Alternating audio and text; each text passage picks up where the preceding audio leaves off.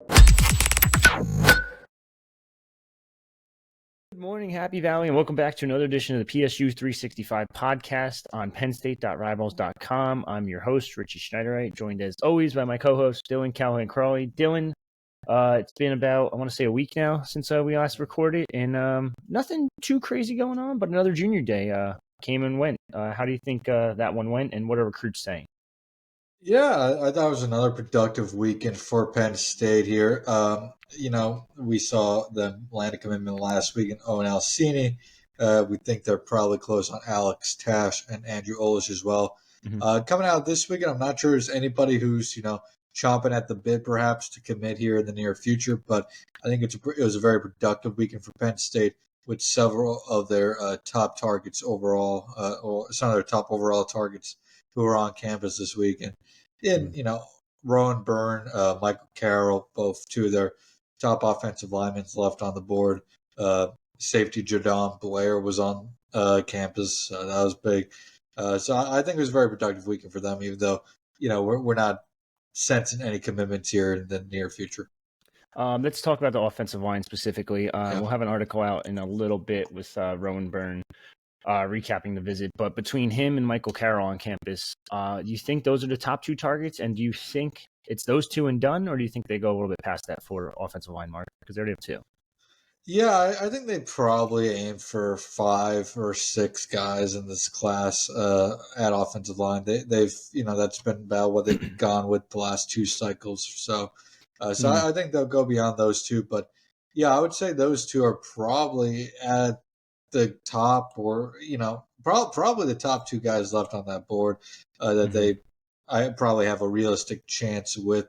Carroll, obviously, a Penn State legacy. That recruitment is, I don't want to say down to, because obviously still a long way to go, but that recruitment does seem like it is Penn State and Michigan and then everybody else right now. Mm-hmm. So we talked about that last week. I'll be interested to see how the Sherrone Moore hire affects that. They also just promoted Grant Newsome to offensive line coach there as well. So we'll see how that impacts that. Newsome already made a trip out to downtown East last week to visit Carroll. Michigan's very much in on that recruitment. I think it's Penn State and Michigan at the top, and everybody else right now. South Carolina, I think, could be a team to watch there. He's enjoyed those visits. Mm-hmm. But I know we have a future cast in for Cal, and I still feel pretty good about that future cast for Penn State. They did have 2 other offensive linemen on campus this weekend that are worth watching. New Jersey offensive lineman Malachi Goodman was on campus, I believe, this week. I believe he made it. That's somebody to watch definitely in the side going forward. And perhaps Bryce Jenkins out of Washington, D.C., who, started his recruiting journey as a defensive lineman. I know we saw him at the Rivals camp about 2 years ago as a defensive tackle, but now he's recruited as an offensive lineman by most schools. So that would be something to watch as well there. But going to Rowan Byrne, we texted yesterday that this feels like a guy that is going to eventually be a part of this Penn State class. Just the way he talks about Penn State just gives that vibe off. And just like with Michael Carroll, Rowan Byrne is a priority recruit for Penn State on that offensive line. And they're making them feel like priorities, and that they're just going to continue to chip away at both those guys until they can get a commitment. I think I wouldn't be shocked if both recruitments go into the summer. I expect Carroll to at least go into the summer, but I do feel like there's a chance that Byrne could perhaps jump in if he gets another visit before official visits in, so perhaps around the spring game. But that's just more of a hunch right now, no real intel. But those are definitely the top 2 guys right now, I think, on their board, and they're in a pretty good spot with them. Yeah, Rowan Byrne kind of intrigues me because he has a similar build to Cooper Cousins. Yeah. And he's listed as a guard, too.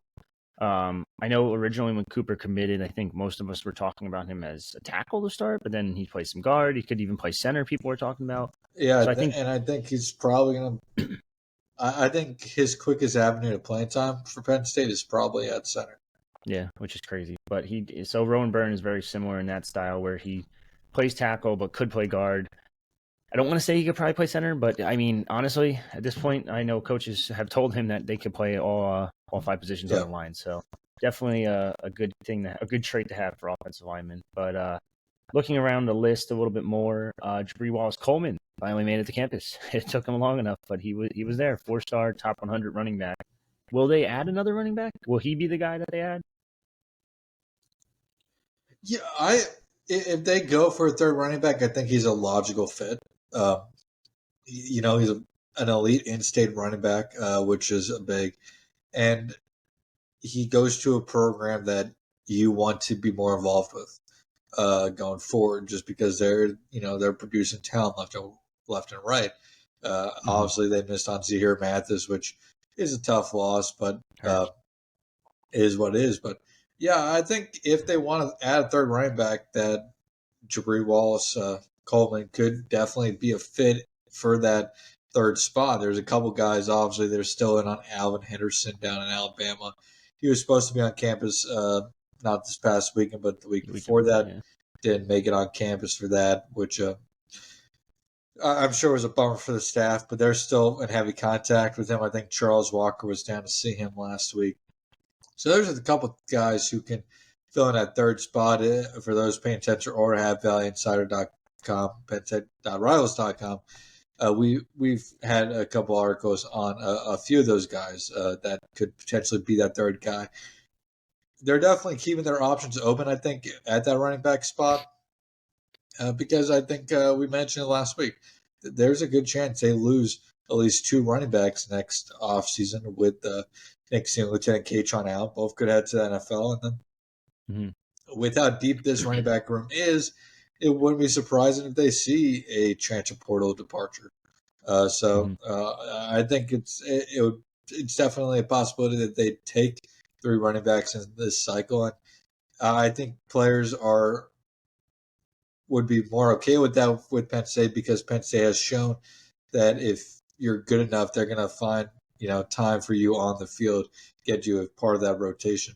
And we just saw up in Ann Arbor, Michigan play a 1990s style of football and just kind of run the ball, and 75% of the time and went that way. And I think Penn State, it's funny because Penn State build their current program very much in the form of Ohio State from a few years ago, and then as they build towards that, Michigan comes back and wins in a completely different style. But that's how it is in college football with keeping up with the Joneses. But yeah. Yeah. So you also mentioned Jadon Blair. Where did they kind of sit with him? North Carolina kid, or technically I think he's an athlete, but he's going to play DB at the next level probably. Yeah, I think they're, if not at the top, the very top, I think they're in that top group of schools for the Winston-Salem prospect. He just got offered from North Carolina State earlier this month. NC State does recruit pretty well in state, so that's going to be something to watch. He recently picked it up an offer from Michigan as well, but yeah, he's at the very top of Penn State's safety board, up there with Canoa Winston as well. So I think they're in a very good spot for him. Probably goes into official visit season, but I think they have a very good chance to land him. Not in future cast territory right now, but all the intel I've heard from the people I've talked to suggests that they're in a pretty good spot here. Now, before I go into more general recruiting questions and even talking about next week's visitor list, any final thoughts, I guess? Not particularly. I would just say stay tuned over at Happy Valley Insider. We're going to have more updates from this past week. I mean, I guess tight end Hayden Bradley is worth a mention here. Penn State offered him, and he came away really, really impressed with that Penn State visit. Said Penn State is definitely a top school for him right now. So we'll see what happens there. This tight end room board is started to really, shake itself out with the recent offers. they're still in it with a couple other guys. Obviously, Andrew Olish is in there. I think they, if they like, and I think they will, because I think they like enough guys. I think they probably end up taking 2 tight ends this cycle. I would imagine Andrew Olish may be the first one to jump in here, but after that, they're still in on Lincoln Cure out of Kansas, though Cure, I would say, is a heavy Kansas State lean right now. That one will be interesting. Penn State probably needs to get him on campus, and that probably doesn't happen until official visit season. So will he commit to Kansas State before then? That's the big question, I think. But you got him. You got let me pull up the offer sheet. Because last week, obviously, you had Luka Gilbert out of Ohio as well, who was on campus. But I think Caden Bradley could fill into that spot pretty well. Big, athletic, explosive tight end out of Georgia, who, like I said, really liked what he saw at Penn State this week for his first trip. And definitely somebody to keep, I think, close eye on the rest of the way here in the 2025 recruiting cycle at tight end. I'm sure we'll see him on campus for an official visit in the summer as well. Yeah. Now, going to more general recruiting questions before we preview next weekend's visitor list. One concern that just about everyone has on our board, and I'm going to be honest, it's probably a concern from my point of view as well. Wide receiver recruiting. I know they had a couple guys, decent guys, in the first weekend. The second weekend, still, again, there's 1 or 2 decent guys. But what is going on there? Is it just a lack of relationships with Marquise Hagans? Is it something more than that? No, I think they're in on a couple pretty highly ranked wide receivers here that just perhaps may not have been able to get to campus recently. I mean, just a couple of names that I think we could see pop up on campus for official visits down the road this cycle. Include Nashawn Montgomery, 4-star receiver out of Miami. They're in on Desi Jones, which he was supposed to be on campus this weekend. Don't think he made it. No, he's going next weekend now. Yep, next supposedly. Weekend. Taz Williams Jr. out of Texas, 4-star Rivals 250 wide receiver. Another kid who could pop on campus. Corey Sims, who was just on campus a couple of weeks ago, 4-star wide receiver at Missouri. Yeah, did a really good job with. So I mean, there is and more on their offer sheet that they're in good spots with going forward. Lyric Samuel out of New York. But yeah, it's definitely been a slow start to the cycle at that position. Not many big names on campus here to start over the first 2 junior days. But I think there's still plenty of time for them to, have a strong cycle at wide receiver. But I will say it's probably the position group that's going to be under the most scrutiny here in this cycle because of what we saw on the field last season. And I think the 2024 recruiting class at wide receiver was solid, but it surely wasn't, I think, a game-changing wide receiver group on paper. It's definitely one of those groups you're going to need 2 of those 3 wide receivers to probably hit down the road in terms of their development. Yeah, no, definitely. You said what we saw on the field this year, but I would say probably what we didn't see on the field this year because it was rough. But yeah, wide receiver recruiting is off to a weird start, and maybe it's just me. I know you said they're in it with a couple big names, but nothing super superstar talent wise. Of course, Sims is good, but the rest are meh. Yeah, it's definitely I think if they don't hit on some of those 4 stars, it becomes it could become a worry quickly because there's not really any elite in-state wide receivers this year, which definitely hurts. And even in the region, it hurts. Quincy Porter out of New Jersey. I know we talked in the past. You think he probably head south for his in his recruitment, but it having a lack of in-state and regional high-end wide receivers probably hurts Penn State this cycle because if they do miss on a couple of those high 4-star kids out of state, it's going to be tough to rebound.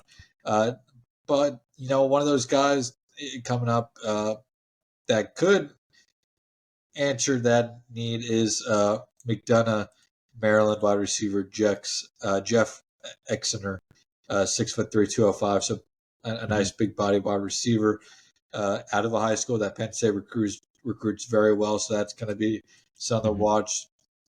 Mentioned Desi Jones this weekend. And then Vernon Allen, another 6'3" wide receiver out of Baltimore, will be on campus. So there are, definitely a couple of strong options out there, but you really do feel like they need to hit on one of their high, end targets here in this class to feel good about that position overall, just heading into the future. Yeah. Just a safe assumption they're out on Jamie French, if I had to guess. I know he decommitted recently from Georgia or Alabama. I don't know if I'd say they're out, but definitely, that's a really tall hill to climb here going forward. Yeah, I know. Obviously, Pennsylvania guy, former Pennsylvania guy, down at Mandarin now, which they've done pretty well with in recent classes, at least. But yeah, I guess moving on a little bit. The other position group that I'm a little concerned about, and I don't think it's just me. I see it on the boards too. Is defensive line, specifically defensive end. But I don't. And correct me if I'm wrong. People shouldn't panic because Deion Barnes just had a pretty damn good haul in his first cycle. Yeah, it was a pretty damn good haul, I think. And I think, obviously, there's a couple of those guys are going to need quite a bit of development time. But, I mean, if a T.A. Cunningham can develop to his potential, that is one of the biggest steals in the entire recruiting class. And I know that's DT, not D. In college football, to be honest with you. Yeah, no, he's a DT, not D. But, I wouldn't be too worried yet. It's one of those things, again, it's weaker in state, it's weaker in the region than in years past. So there's really not any of those guys emerging right now that you can point to and be like, oh, this is a guy that Penn State can, have a good chance at. He has high potential, this and that. They're still filling out that defensive end board, and they're probably going to have to look at a region for, a handful of guys to fill out that defensive end board as well. Obviously, Zahir Mathis was on there, but Zahir Mathis decided to go to Ohio State. Didn't have Penn State in his top 5. So, yeah, I would not be worried about the defensive line overall on the defensive ends, especially just yet. But it will be something that we're going to have to watch closely, I think, late spring, early summer, just to see how Penn State's, who's emerging in the region, how Penn State is developing those relationships, so on and so forth. There's going to be a guy like there's going to be the DeAndre Cooks that emerge in the region. It was this time last year that Malachi Williams emerged as a prospect. Obviously, haven't had that type of prospect just yet, but could be something to watch. Cortez Harris, a prospect who's just on campus out of Maryland, could be one to watch for sure at defensive end as well. All right, moving on to this weekend. Another big visitor list, third junior day in a row. I shouldn't say big visitor list. It's starting to form a little bit, but there are some notable names. Just kind of go over what guys you're kind of keeping the closest eye on. Yeah, for this upcoming weekend, I pull up the list actually. Also, we're still confirming names. Obviously, at time of recording, we only have probably about 15, 20 names confirmed, but we expect that list to grow probably close again to 40, 50 names. Out of the guys, Matt Zollers is supposed to be on campus, I believe, this weekend. He's coming off a busy weekend to Florida and Georgia, so if he can get back on campus this weekend, we'll get a good sense of where his recruitment is going forward. Penn State seems likely to take 2 wide receivers, 2 quarterbacks this cycle. Obviously, already have one at Beckham Kritza, who they really like. Kritza, I know, performed well down at the 7-on-7 event down in Miami this weekend. So we'll see what happens with Zollers, but that's something definitely to watch. The 2 wide receivers we mentioned, Vernon Allen and Jeff Exeter, definitely worth watching. On the offensive line, Michael Gibbs, offensive lineman out of Hogarth, North Carolina, who was recently offered by Penn State, will be somebody to watch as Penn State continues to fill out that offensive line board. You also got Marion Nash out of Mississippi on campus. I think defensive tackle Halim Muhammad out of the Pennington School in New Jersey, definitely somebody to watch. I believe he's quite a raw prospect, correct? Just been on campus a year or two. The campus been playing for a year or two now. So that could be somebody to watch here going forward. Cameron Smith, athlete out of St. Joe's Prep in Philly, definitely somebody else to watch there as well. Could be one of those elite in-state prospects, has an elite offer sheet, including Michigan, Oregon, Penn State, Texas A&M, Washington, Wisconsin, West Virginia. And then 2027, looking ahead, Sydney Rolu out of the Pennington School, 6'6", 300 pounds, so ready. Definitely somebody we're going to be watching going forward. Don't believe he has a Penn State offer just yet, but I would be surprised if that gets extended here this week. Yeah, he does have a couple Power Fives. Canadian kid playing now in Jersey at I think it's prep school, Pennington School. Yeah. Looking throughout the list, I don't think any commitments this weekend, but never say never, I guess. Yeah, nothing jumps off the list right now for me. Okay, gotcha. Let's move on to a little bit of hoops talk. Since I should say, any final thoughts on football recruiting before we switch? Now, I'm sure we may throw together another short podcast later this week once we get more names on this visitors list. I expect it to be a decent visitors list or even a good one. So once we get a little bit more names on there, perhaps we can circle back to that later this week. Do a quick 10-minute episode on the names. Yeah, gotcha. Moving on to hoops, we have a game Wednesday night. I think it's a late one. I think it's 8:30 against Rutgers. This is an interesting matchup because it's a battle of two teams that were talking about tournaments last year, and now two teams that are at the bottom of the Big Ten this year. I know Nick Kern and Callaghan-Croley both got injured in the most recent game against Minnesota, although Rhodes did just say that Nick Kern is good to go, whereas Clary is day-to-day heading into this one. What do you kind of see going into this game, other than two pretty bad programs right now? Yeah, I mean, I think for Penn State, this is just, how do you rebound after blowing a 16-point lead to Minnesota? Not that Minnesota's a bad team, but they're not good. they're not great either. When you have a 16-point lead in the second half, like you should win that game 99.9% of the time. And Penn State found that 0.1% of the time that they or 0.01% of the time that they found a way to blow it. And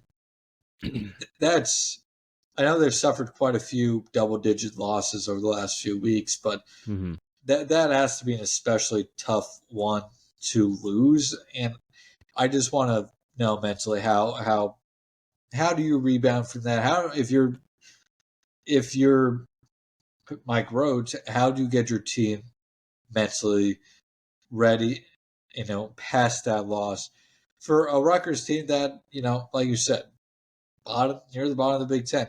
Ken Palm has them ranked 95th in the country. Penn State's ranked 115th, but this is still a Penn State team that I think has a good chance to beat this Rutgers team just because Penn State is the better shooting team out of the two this season. They're, 2-point, shooting 51.8% within, the arc this season.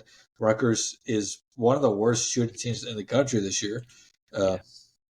Effective field goal percentage of 43.7%, which ranks 356 out of 360 some schools. 65, I think. Yeah, so I mean, this is a terrible Rutgers team offensively. So I think this could be a good get right game for Penn State defensively. But Penn State offensively, if Callaghan-Croley isn't fully healthy, how is he going to be able to perform in this one? Can they make up for him not being fully healthy? That's something I'll be watching. I think this is a good get-it-right chance for Penn State, but this isn't a Rutgers team that you can expect to walk in and just walk over either. They're gonna have to probably play a tough one throughout. I'm sure this one isn't going to end up in a blowout for either team. It's going to be a nail biter to the finish. But I think there's a team that you could make the argument Penn State is the better team against. So I think Rutgers probably has a stronger advantage defensively here. Also, look at the numbers, probably one of the stronger teams defensively, forcing an effective field goal range of 46.5% this year. Turnover percentage of 21.5%, which ranks top 30 in the country. So, I mean, definitely a get right game for Penn State's defense, but offensively, Penn State's offense is going to have to bring it in this one on when's this one? Wednesday night. Wednesday night, yeah. Yeah, I don't know what the spread is or the over-under for this game is yet because I don't think they released it at the moment, but slam the under on this one. I can't see a way where this game isn't like a 60-55 type game. Penn State's home plays a big factor.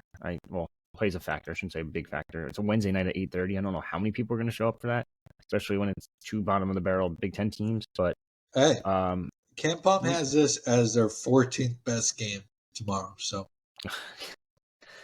that's self-explanatory. Ken Palm has it about at Rutgers -5. So. Okay, that's a little interesting considering the home court advantage. Probably gives 2 to 3 points. So, I do think it's going to be a close one. I'm intrigued to see if Clary can play or not. If he can't play, who's starting number one, and who's going to fill in those 32 minutes that he's been playing per game? Jameel Brown, DeMarco Dunn. Like, do you throw another forward out there and kind of move Kern back to the 2 guard, and that's a big, tall, lengthy 2 guard against a small Rutgers guard lineup too. So it's interesting. The Callaghan-Croley, injury ultimately probably will determine overall just what they how this one goes. If Clary plays, I think they have a good shot of winning. But if they don't have Clary, that's obviously a major loss. And how do you bounce back? I'm looking back at they probably don't go with this once it's they end up losing this game, but earlier this year when they didn't have Ace Baldwin against Bucknell, they started Clary, Hicks, Puff Johnson, Leo Boyle, and then Qgis Wahab at center. So they did go with a bigger lineup that game, but obviously, Leo Boyle hasn't, I think, played it. He played 16. 13 minutes per game this year. So you could go definitely with that bigger lineup, or I wouldn't be surprised if they put in DeMarco Dunn, who I think has played some pretty solid basketball over the last few games here for Penn State, bringing up the game log here. He's a good player. Just offensively, he's been struggling a little bit, which is fine, but still. Yeah. Only played 9 minutes against Minnesota, 2 points. Yeah, it's been tougher. That Michigan game feels a lot longer than it actually was. But yeah, he had that really nice stretch from early December to early January, in which he averaged 12 points over 6 games. But since then, it's been 6, 5, 5, 4, 2. So maybe you give him the start, hoping he can get back into a groove, but. Yeah, I'll be interested to see what Mike Rhodes does decide to do there if Callaghan-Croley is a no-go on Wednesday. Yeah, I'm kind of intrigued by that to see what they do, but I need to talk about it because has anyone made a bigger leap and I'm going to say in college basketball than Callaghan-Croley? The man went from starting 0 games in his first season as a true freshman, played in all 32, to starting the first 20 and averaging 18 points per game. He was averaging 3.7 last year. He's shooting 46.5 from the field, 37.8 from 3. And he's got 2.8 assists, 3.2 rebounds, like the 1.0 steals. Like the kid's doing it all right now for Penn State. It's kind of crazy that he just made that big of a leap. Yeah, and I mean, we're talking one of the top probably 20 scorers in all of college basketball. I'm looking at it right now. Callaghan-Croley comes in and gotta be right up there. Yeah, if I can find it. 18 point. Okay, it's Oh, it's 18.4. actually a little lower than I thought. Yeah, 76 right now. yeah, but I mean, he's the number 4 scorer, I think, in the Big Ten right now. 5. And you look at the guys ahead of him: Zach Day, Jameer Young, Tyson Walker, Boo Buie. All future NBA players. Yeah, those are some really good players, and if Kanye keeps this up, he can definitely talk his way into again a shot in the NBA as well. And yeah, I don't know I don't know where his stock is right now, but it's one of those things. I think almost as big as addressing the needs in the transfer portal this offseason. Mike Rhodes may have his hands full if some teams try to convince Kanye to enter the transfer portal, because there are definitely going to be schools out there who are going to try to do that. Well, the nice thing is that they were able to keep him this offseason despite, I think was he one of the guys that technically entered the portal or no? I think he may have. I can't remember off the top of my head. Because I believe he might have entered and then came back, which is, again, huge. Regardless, no, he decided he was staying in April. Okay, interesting. So it tells me one thing. It tells me he's comfortable there. It tells me he had a good talk with Mike Rhodes when he first came in. So it's huge to get him back. And I honestly, I didn't think I would see those numbers from him this year. I really thought we would see those numbers from Ace Baldwin this year.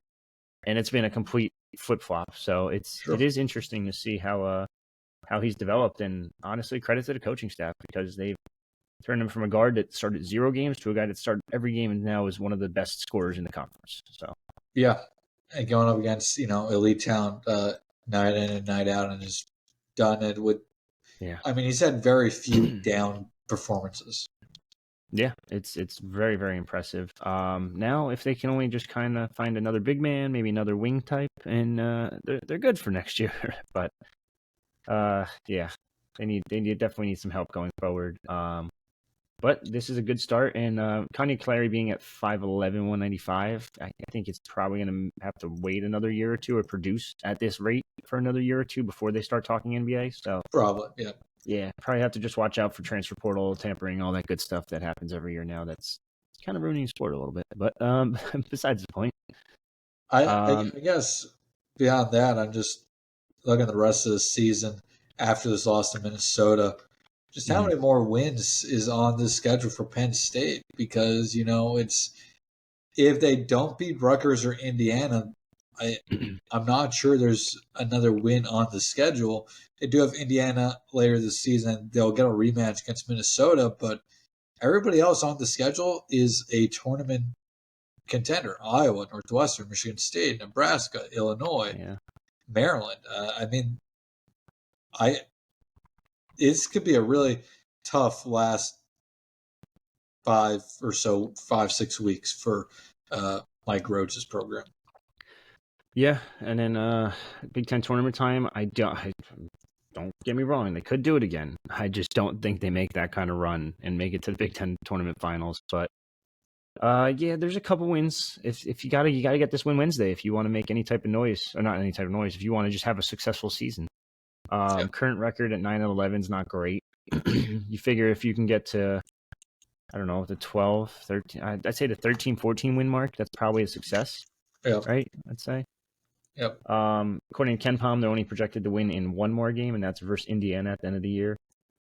Other than that, they have them all projected as losses. So they're projecting 12 wins. So I'd say if you can get to that, wait, no, they're projecting 10 wins. Sorry, I read that wrong. If you can get to that 12, 13, even 14 win mark, I'd say that's a success based on everything that's happened, based on the roster, based on injuries, based on everything else. You should have had a couple more wins, yes, going back to some of these games, but can't look too far in the past, and got to look ahead, see what they could do. I guess start with Wednesday night. Don't look too far ahead. Yeah, but as we said earlier this year too, you look back at some of these losses for Penn State, and there's very few you can really There's one specifically. Yeah, there's very few that you can really look at and be like, they're going to want that back. Obviously, Minnesota this week going to want back, but two specifically. Then the Bucknell one just a kick in the Bucknell you want back. Georgia Tech you probably want back, but their four worst losses according to Ken Palm rankings are VCU, who's ranked 91, Bucknell 293, Georgia Tech 134, Minnesota 84. Everybody else, outside of Ohio State is, basically ranked 54 or under according to Ken Palm. And that, it's not like they're going out there and losing to a bunch of, Bucknells or mid-major programs. They're going out there and losing to programs that we will see playing in March. And I think, it doesn't help, make anybody feel better. But as we said last week, they've been mostly competitive this season. And it's unfortunate for them. They've just had a rather tough schedule against a conference that's going to send a handful of teams to the big dance this year. Again. Yeah, it is a tough one. I know that the crazy part is you take that Bucknell game away and just hypothetically flip-flop that one, and I think you're probably a little more optimistic about this year's Penn State team. And it's crazy that one win can do that. It's just that one really bad loss makes everything feel a little like shittier, to be honest. Yeah, and that 5-game losing streak is also why I have some questions going into these next 2 games, because they spiraled out of control there. Texas A&M lost, and then Butler, and then VCU, and then they lost to Bucknell, and then there's the Maryland loss as well. Overtime one. Yeah. How do they stop it from spiraling out of control again? Because if this spirals out of control, there is no, Lemoyne and Ryder to, get you out of that funk the rest of the way. Your next best chance is, if you don't win this week, your next best chance for a win is probably not till the end of February against Indiana. I mean, that's a long time. That's another 6 games. The away game in Indiana is possible, but it's just Assembly Hall is very, very tough to play at. Right. And you're on the road against Rutgers on Wednesday, so it's not. These are the 2 worst. No, road. Yeah. These are the 2 worst opponents left on your schedule, and they're both on the road. It's tough. Obviously, they do get Indiana later this season at home, but again, that's February 24th. That's still a long ways away, and they don't get a win these next 2 games. I just don't know if I see them beating Iowa, Northwestern, Michigan State, Nebraska, or Illinois. And you're looking at a potential 9-game losing streak, and that basically throws, like you said, season down the spiral. People are pissed. People are like, what the fuck? So, it's year 1, though. You can't overlook it too much. But, again, if you flip-flop that Bucknell game, I think you're talking about a totally different Penn State team this year. I agree. I think it's one of those seasons where, they lost that, flipped that Bucknell game. They lost that Maryland game in overtime. They lost that Georgia Tech game in overtime. You almost beat Northwestern. That's an additional 4 wins right there. 5, they don't blow the lead to Minnesota. That really just does change the entire outlook of the season. It doesn't make this upcoming stretch any easier, but it would definitely make, the win-loss record at the end of the season feel a whole lot better than what it's probably going to end up being, which is probably, somewhere between 13 and 18 to 11 and 20. I don't see more than 2 or 3 more wins the rest of the way. No, totally agree. Moving on a bit for wrapping up, I guess. Penn State wrestling is back this weekend. I shouldn't say back. They only had 1 match this past weekend, but whatever. It was Maryland. It was a pretty easy one, minus the whole stupid argument thing that happened. But I don't even want to go into that. I'll talk more with Joey about that one because it's a little shit show there. But Ohio State's coming to town on Friday. Yeah, it should be a fun one. Yeah, should be a good one. And that's the only match for this weekend. Another week off after that. I think lacrosse starts this weekend, I believe. I know they just had a scrimmage against Bucknell, but yeah, I mean, wrestling is obviously, full steam ahead right now. you got to think they win on Friday, and then obviously next week against Iowa is going to be very, very interesting. Yeah. And then That's the big one. And then you got Rutgers just a couple days later, so that'll be fun as well. But if they can get through those two, that'd be big for them, obviously. But I know I think we're once again looking at a national championship team here. Oh yeah. How do you beat this team? It's unfair. You don't. This is like Alabama, but 10 times. This is truly one of the best dynasties in the history of sports, period. But yeah, lacrosse does come back here soon, and I'm not. I haven't really read much up on who lacrosse has added or has lost, but I imagine they'll once again, be in the mix there to make a deep run in the tournament again this year. Yeah, looking right now, they look actually pretty good. They're projected number 1 in the Big Ten, which is huge. They're projected number 4 overall, according to the first preseason poll, behind Notre Dame, Duke, and Virginia. And then right after Penn State at 4 is Maryland, Johns Hopkins, who are both in the Big Ten. I think there's also, who am I looking at? Michigan's 13 and Rutgers is 15 in the polls. So we'll see what happens. But 5 preseason All-Americans. So should be a pretty damn good year. Yeah, it should be a fun one to watch for all the lacrosse fans out there. Not the biggest lacrosse guy, but I'm sure if they're on TV, I'll surely tune in and check them out. And then I would just say finally, not that we're going to talk about baseball a ton this season, but just worth noting, new head coach Mike Gambino and the Nittany Lions are about just 2 weeks away from starting their season down in Cary, North Carolina against Monmouth. So I'll be interested to see how Michael Gambino is able to do here his first season in state college. Obviously a program that I think has higher potential than they've been able to play up to over the history of the program. So he was able to do quite a good few things up at Boston College. So I'll be interested to see what he does. I'm just a huge baseball fan and nerd in general. So one of those that if they're on TV, I'm sure I'll tune in just to check them out. Yeah, just looking quickly at their out-of-conference schedule for baseball, they have some easy ones like Monmouth Army, Stanford for 3 games, Davidson, Virginia is going to be a tough one.